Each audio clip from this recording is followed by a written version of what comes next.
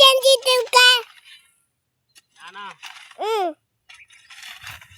இந்த விவசாயி உணவு தயார் பண்ணாங்களா மனிதர்கள் உயிர் வாழ்வதற்கு, அதை மாதிரி நம்ம வந்து வானத்தை காப்பாற்றுறதுக்கு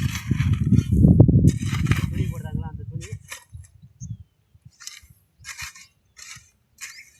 துணியை தயார் பண்ணக்கூடிய பஞ்சை வந்து நம்ம வந்து உற்பத்தி செய்ய போகிறோம். அதாவது இந்தியாவில் வந்து பணப்பயிர், ஒன்று சணல், இன்னொன்று வந்து பருத்தி. அதை தான் நம்ம தயார் பண்ண போகிறோம், உற்பத்தி பண்ண. பருத்தி வந்து மரத்தில் காய்க்குமா, செடியில் காய்க்குமா, இல்லை கொடியில் காய்க்குமா அப்படின்னு யாருக்கும் தெரியாது.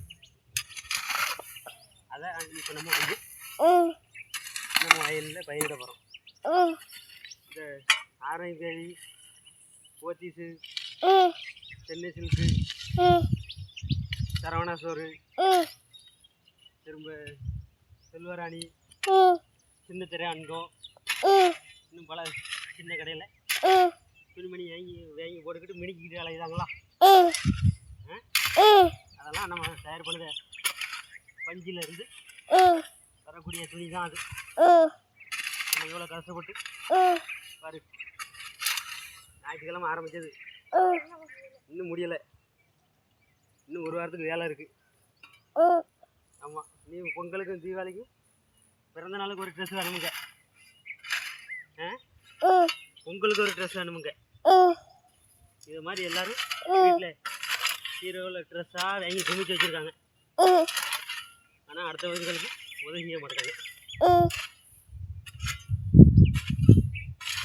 நீ படித்து வேலைக்கு போய் எல்லாத்துக்கும் உதவி செய்யணும்.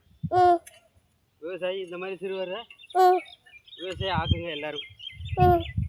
ஆமாம், அப்போ தான் இந்தியா வல்லரசு ஆகும்.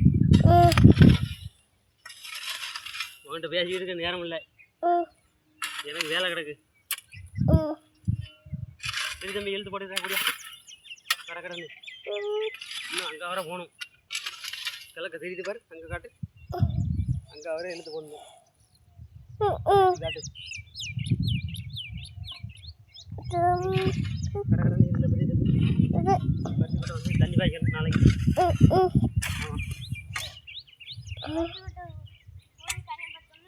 இது லேசாக தட்டி விடு.